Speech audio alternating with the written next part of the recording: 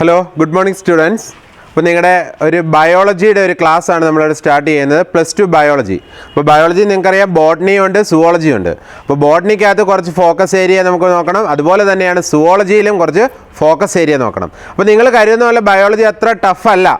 കാരണം നമുക്ക് കുറച്ച് കാര്യങ്ങളേ ഉള്ളൂ. കാരണം ഏകദേശം 1 മാർക്ക് ക്വസ്റ്റ്യൻസ് 2 മാർക്ക് ക്വസ്റ്റ്യൻ അത്ര മാത്രമേ ഉള്ളൂ ബയോളജിയെ ബേസ് ചെയ്ത്. അല്ലാതെ 4 മാർക്സോ 5 മാർക്സോ ക്വസ്റ്റ്യൻസ് ഒന്നും തന്നെ വരാറില്ല. അപ്പോൾ ആ 1 മാർക്കും 2 മാർക്കും നമ്മൾ ഫോക്കസ് ചെയ്യുമ്പോൾ നമുക്ക് കുറച്ച് കോഡുകൾ കൂടി രൂപീകരിച്ചിട്ട് വേണം നമുക്കത് മുന്നോട്ട് കൊണ്ടുപോകാൻ. ഇപ്പോൾ എക്സാമ്പിൾ നിങ്ങൾക്കിപ്പം എവല്യൂഷൻ എന്ന് പറയുന്ന ഒരു ചാപ്റ്ററിനകത്ത് എപ്പോഴും ചോദിക്കുന്നതാണ്, എവല്യൂഷനകത്ത് 2 എവല്യൂഷൻ ഉണ്ട്. ഒന്ന് കൺവെർജൻ്റ് എവല്യൂഷനും ഡൈവർജൻ്റ് എവല്യൂഷനും. ഓക്കെ, നമുക്ക് ആ വേർഡുകളൊന്ന് നോക്കാം. കൺവെർജൻ്റ്, ഓക്കെ, അതുപോലെ തന്നെയാണ് ഡൈവർജൻ്റ്. ഓക്കെ, അപ്പം ഈ കൺവെർജൻ്റ് എവല്യൂഷൻ എന്തിനെ ഫോക്കസ് ചെയ്യണം, ഡൈവർജൻ്റ് എവല്യൂഷൻ എന്തിനെ ഫോക്കസ് ചെയ്യണം, അതിനെ ബേസ് ചെയ്ത് നമ്മൾ പഠിക്കുന്ന 2 വാക്കുകളാണ്. ഒന്ന് അനലോഗസും 2 ഹോമലോഗസും. ഓക്കെ, നിങ്ങൾക്ക് കാണാമല്ലോ. അപ്പം അനലോഗസ് എന്ന് പറയുന്ന ഒരു വേർഡിനെയും ഹോമലോഗസ് എന്ന് പറയുന്ന ഒരു വേർഡിനെയും കൺവെർജൻ്റ് എവല്യൂഷനെയും ഡൈവർജൻ്റ് എവല്യൂഷനെയും നമുക്ക് എങ്ങനെ കോഡ് ചെയ്യാം. അപ്പോൾ പല കുട്ടികൾക്ക് ഇത് ഭയങ്കര ടഫായിട്ട് തോന്നും. എന്നാൽ നിങ്ങളോട് ഞാൻ പറയുന്ന ഒരേ ഒരു കാര്യമാണ്, നിങ്ങൾ നോക്കുക, AC തിയേറ്ററിലിരുന്ന് ഒരു HD ഫിലിം കണ്ടു. നോക്കിക്കേ, ഒരു AC തിയേറ്ററിലിരുന്നൊരു ഹൈ ഡെഫിനിഷൻ ഫിലിം കാണുക എന്ന് വെച്ച് കഴിഞ്ഞാൽ അതേപോലെ തന്നെയാണ് നമുക്ക് നോക്കാം. അപ്പോൾ അനലോഗസ് ഓർഗൻ കൺവെർജൻ്റ് എവല്യൂഷനെയും ഹോമലോഗസ് ഓർഗൻ ഡൈവർജൻ്റ് എവല്യൂഷനെയും കാരണമാവുന്നു. കണ്ടോ, നിങ്ങളൊന്ന് നോക്കിയാൽ മതി. നിങ്ങളിപ്പോൾ എന്താ പറയുന്നത്, പെട്ടെന്ന് നോക്കുമ്പോൾ നിങ്ങൾ നോക്കുക കൺവെർജൻ്റ് എവല്യൂഷൻ ഡൈവർജൻ്റ് എവല്യൂഷൻ. ഇതൊരു ജോയിൻ്റ് പെയർ, പദബന്ധം പൂരിപ്പിക്കുന്ന പോലെ വരുന്ന ഒരു ക്വസ്റ്റ്യൻ ആണ്. അപ്പോൾ ഇതിന് ഒരേ ഒരു കോഡ് മാത്രം ഓർത്തിരുന്നാൽ മതി. AC തിയേറ്ററിലിരുന്ന് HD ഫിലിം കണ്ടു, ഹൈ ഡെഫിനിഷനുള്ള ഒരു ഫിലിം നിങ്ങൾ കണ്ടു. അപ്പോൾ അനലോഗസ് ഓർഗൻ കൺവെർജൻ്റ് എവല്യൂഷൻ ആണ്, അതുപോലെ തന്നെയാണ് homologous organ divergent evolution. Okay, അതേപോലെയുള്ള കുറച്ച് കോഡുകൾ നമ്മൾ രൂപീകരിച്ചുകൊണ്ട് നമുക്ക് ഓരോരുത്തർക്കും എന്ത് ചെയ്യാൻ പറ്റും, നമ്മുടെ ബയോളജി ഏറ്റവും സിമ്പിളായിട്ട് ഫോക്കസ് ചെയ്യാൻ പറ്റും. ഓക്കെ, അതുപോലെ തന്നെയാണ് നമുക്ക് ഇനിയും കുറേ വാക്കുകൾ നമുക്ക് ഉപയോഗിക്കാം. അപ്പോൾ അതെല്ലാം ഫോക്കസ് ചെയ്തുകൊണ്ട് നമ്മുടെ ബോട്ടണിയിലെയും സുവോളജിയിലെയും കുറച്ച് വാക്കുകൾ ഏറ്റവും ഷോർട്ടായിട്ടും ഏറ്റവും നമുക്ക് എന്താ പറയുക, നിങ്ങൾക്ക് ഏറ്റവും ഈസി വേയിൽ നമുക്ക് തുടങ്ങാവുന്നതാണ്. അപ്പോൾ ഏകദേശം നമുക്ക് 16 ചാപ്റ്ററുകളാണ് ബോട്ടണിയിലും സുവോളജിയിലും ഉള്ളത്. അതിനകത്ത് 8 ചാപ്റ്റർ ബോട്ടണി ഉണ്ട്, 8 ചാപ്റ്റർ സുവോളജി ഉണ്ട്. അതിനകത്ത് നിങ്ങൾ നോക്കുക, എക്കോസിസ്റ്റം നിങ്ങൾ ഏറ്റവും എളുപ്പം പഠിക്കുന്നതാണ്, ചെറിയ ക്ലാസ് തൊട്ട് പഠിക്കുന്നതാണ് എക്കോസിസ്റ്റം. എക്കോസിസ്റ്റത്തിൽ തന്നെ ഇതേപോലെ തന്നെയാണ് 2 വാക്കുകളുണ്ട്. ഓക്കെ, ഒന്ന് സ്റ്റാൻഡിങ് ക്രോപ്പും ഒന്ന് സ്റ്റാൻഡിങ് സ്റ്റേറ്റും. ഓക്കെ, നമുക്കതൊന്ന് ഫോക്കസ് ചെയ്ത് നോക്കാം. Standing state, standing crop. സാധാരണഗതിയിൽ പല കുട്ടികളും ഇതിന് വേറെ രീതിയിലാണ്. സ്റ്റാൻഡിങ് ക്രോപ്പ് നേരെ നിൽക്കുന്ന ഒരു വിള. നമുക്ക് നോക്കാം എന്താണ് സ്റ്റാൻഡിങ് ക്രോപ്പ്. ഇതൊക്കെ എപ്പോഴും 1 മാർക്കിന് ചോദിക്കുന്നതാണ്, നിങ്ങൾ ഏറ്റവും കൂടുതൽ വിട്ടുകളയുന്ന പോർഷനുമാണ്. ഓക്കെ, അടുത്താണ് സ്റ്റാൻഡിങ് സ്റ്റേറ്റ്. ഓക്കെ, നമുക്ക് നോക്കാം. ഈ സ്റ്റാൻഡിങ് ക്രോപ്പ് എന്ന് വെച്ച് കഴിഞ്ഞാൽ നിങ്ങളുടെ എല്ലാവരുടെയും മനസ്സിൽ ഒരു നേരെ നിൽക്കുന്ന വിള അല്ല. ഓരോ ട്രോഫിക് ലെവൽ കഴിയുന്തോറും എത്രമാത്രം എനർജി അവിടെ നിലനിൽക്കുന്നു. സ്റ്റാൻഡിങ് നേരെ നിൽക്കണമെങ്കിൽ നമുക്ക് എനർജി വേണം, ശരിയല്ലേ? നമുക്ക് നേരെ നിൽക്കണമെങ്കിൽ എനർജി വേണം. അപ്പോൾ ആ എനർജിയെ റിലേറ്റഡ് ആയിട്ട് വരുന്നതാണ് സ്റ്റാൻഡിങ് ക്രോപ്പ്. എന്നാൽ സ്റ്റാൻഡിങ് സ്റ്റേറ്റ് നോക്കാം. ഇതും തന്നെയാണ് സ്റ്റാൻഡിങ് സ്റ്റേറ്റ് എന്ന് വെച്ചാൽ ഈ സ്റ്റേറ്റ് ഒരു അവസ്ഥയാണ്, അതൊരു ന്യൂട്രിയൻറ്റിന് കൊടുക്കുക. അതായത് നമുക്ക് എന്തെങ്കിലും ഒരു ന്യൂട്രിയൻ്റ് ആകാം. അപ്പോൾ സോഡിയം ആകാം, പൊട്ടാസ്യം ആകാം, പ്ലാന്റ്സിന് വേണ്ടേ. അപ്പോൾ സ്റ്റാൻഡിങ് സ്റ്റേറ്റ് എപ്പോഴും ന്യൂട്രിയൻ്റ് എൻറിച്ച്മെൻറ്റിനെയും സ്റ്റാൻഡിങ് ക്രോപ്പ് എപ്പോഴും എനർജിയാണ്. അല്ല നേരെ നിൽക്കുന്ന വിള. പല കുട്ടികളും എഴുതിയേക്കും ഒരു സ്റ്റാൻഡ് ചെയ്യുന്ന ഒരു ക്രോപ്പ് ഒരു വിള അല്ല, അതിനകത്തുള്ള എനർജി ട്രാൻസ്ഫർ ആണ്. ഓരോ ട്രോഫിക് ലെവൽ കഴിയുന്തോറും എന്തുമാത്രം എനർജി ട്രാൻസ്ഫർ ചെയ്യുന്നു, എന്തുമാത്രം എനർജി കൈമാറ്റം ചെയ്യുന്നു, അതിനെ ബേസ് ചെയ്തിട്ടാണ് സ്റ്റാൻഡിങ് ക്രോപ്പും അതിനെ ബേസ് ചെയ്തിട്ടാണ് സ്റ്റാൻഡിങ് സ്റ്റേറ്റ്.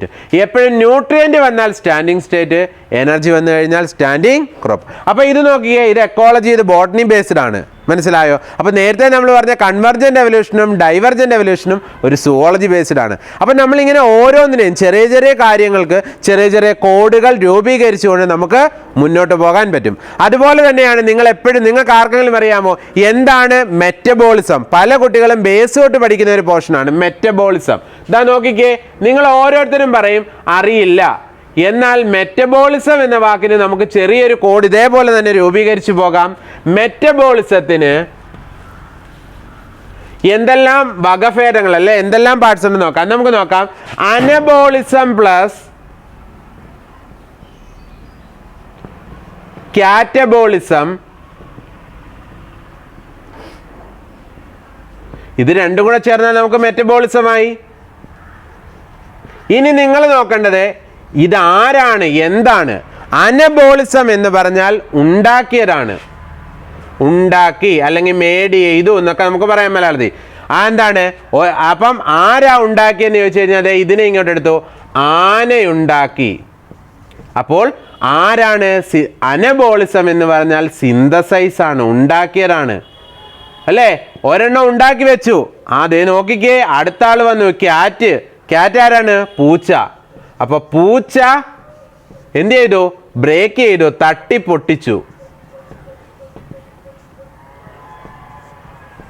നമുക്ക് എളുപ്പം നോക്കാം. അപ്പം ആനയുണ്ടാക്കിയത് പൂച്ച തട്ടിപ്പൊട്ടിച്ചു. അപ്പം കാറ്റബോളിസം ബ്രേക്ക് ഡൗൺ ആയി. അപ്പം നമ്മുടെ ശരീരത്തിൽ, ഓരോരുത്തരുടെയും ശരീരത്തിൽ ഉണ്ടാകുന്ന ഒരു പുതിയ ഒരു ഓർഗാനിക് മോളിക്യൂൾ അല്ലെ ഒരു ബയോമോളിക്യൂൾ ആവട്ടെ, ആ ബയോമോളിക്യൂളിനെ നമുക്ക് എന്ത് ചെയ്യാം?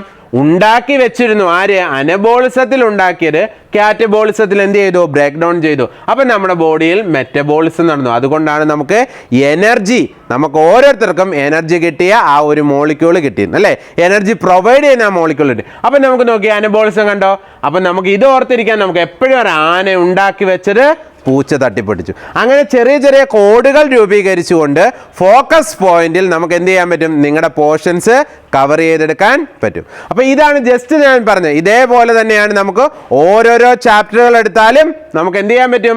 നിങ്ങൾക്ക് ഇതുപോലെ ഏറ്റവും ഷോർട്ടായിട്ട് നമുക്ക് ചെയ്യാൻ പറ്റും. ഇനി നിങ്ങളുടെ ഒന്നാമത്തെ ചാപ്റ്ററിലെ ഒരു ചെറിയൊരു കാര്യം നോക്കാം. എപ്പോഴും നിങ്ങൾ എല്ലാവർക്കും തെറ്റിക്കുന്ന ഒരു പോർഷനാണ് എന്താണ് വെജിറ്റേറ്റീവ് പ്രൊപ്പഗേഷനിലെ ബൾബും ബൾബിലും. ഓക്കെ, ഇവ തമ്മിൽ ഒരു ചെറിയ വ്യത്യാസമേ ഉള്ളൂ. നിങ്ങൾക്ക് എല്ലാവർക്കും അറിയാം വെജിറ്റേറ്റീവ് പ്രൊപ്പഗേഷനകത്ത് വരുന്ന രണ്ട് വാക്കുകളാണ്. ഒന്ന് ബൾബ്, ഓക്കെ, നെക്സ്റ്റ് ബൾബില്. ഓക്കെ, ബൾബെന്നും ബൾബിലെന്നും. ഓക്കെ, നമുക്ക് നോക്കാം.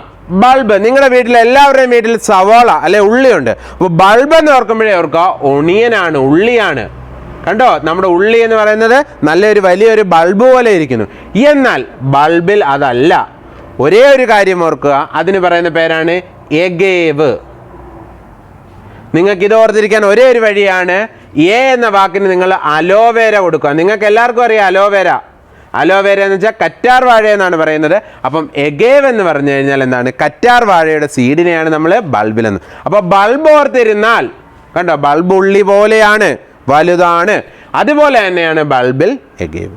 മനസ്സിലായോ? ഇങ്ങനെ ഓരോ ചാപ്റ്ററിലും ചെറിയ ചെറിയ കോഡുകൾ രൂപീകരിച്ചുകൊണ്ട് നിങ്ങൾക്ക് ബയോളജി എളുപ്പമായിരിക്കും. ഏറ്റവും കുറഞ്ഞ ഒരു 60 മാർക്കിൻ്റെ ക്വസ്റ്റ്യൻ ആണ്. ഇപ്പം തന്നെ 120 മാർക്കിൻ്റെ ക്വസ്റ്റ്യൻ ആണ് നിങ്ങൾക്ക് വരാൻ പോകുന്നതെന്നാണ് പറയുന്നത്. അപ്പം നമുക്ക് ആ ചാപ്റ്ററിൽ നിന്നുള്ള ഫോക്കസ് പോയിന്റ് മാത്രം നോക്കിയാൽ നിങ്ങൾക്ക് 60ൽ 60 വാങ്ങിക്കാം. ഏകദേശം +2 സുവോളജിയിൽ ചെറിയ 2 ചാപ്റ്റർ മാത്രമേ ഉള്ളൂ, അല്ലെങ്കിൽ മോളിക്കുലാർ ഇൻഹെറിറ്റൻസ് പറയുന്ന ഒരു ചാപ്റ്റർ മാത്രമേ ഉള്ളൂ കുറച്ച് ടഫായിട്ടുള്ള. ബാക്കി എല്ലാ ചാപ്റ്ററും സിമ്പിളാണ്. അതിൽ നിന്ന് നമുക്ക് ഏറ്റവും കുറഞ്ഞത് എന്താണ്? ഏറ്റവും മാക്സിമം നമുക്ക് എങ്ങനെയൊക്കെ നിങ്ങൾ കളഞ്ഞാലും നിങ്ങളുടെ ഫോക്കസ് പോയിന്റ് വെച്ച് മാത്രം നമുക്ക് എന്ത് ചെയ്യാൻ പറ്റും? ഏകദേശം ഒരു 55 മാർക്കിന് മുകളിൽ, A+നുള്ള മാർക്ക് മുകളിൽ നിങ്ങൾക്ക് വാങ്ങിക്കാവുന്നതാണ്. അപ്പോൾ ഇതേപോലെയുള്ള ചെറിയ ചെറിയ ടിപ്സ് ഉപയോഗിച്ചുകൊണ്ട് നമുക്ക് എന്ത് ചെയ്യാൻ പറ്റും? നമ്മുടെ ബയോളജി ഈസി ആയിട്ട് കൊണ്ടുപോകാൻ പറ്റും. അപ്പോൾ അതിനെപ്പറ്റി ഡീറ്റെയിൽഡ് ക്ലാസ് നമ്മൾ പിന്നെ തരുന്നതായിരിക്കും. ജസ്റ്റ് ഇതൊരു ഇൻട്രൊഡക്ഷൻ ആയിട്ട് കണക്കാക്കി നിങ്ങൾ ഇത് ഓരോരുത്തരും ഇത് മനസ്സിലാക്കിയിട്ട് നമുക്ക് ഇതേ രീതിയിൽ തന്നെ ക്ലാസ് മുന്നോട്ട് കൊണ്ടുവന്നാണ്. Okay, C U.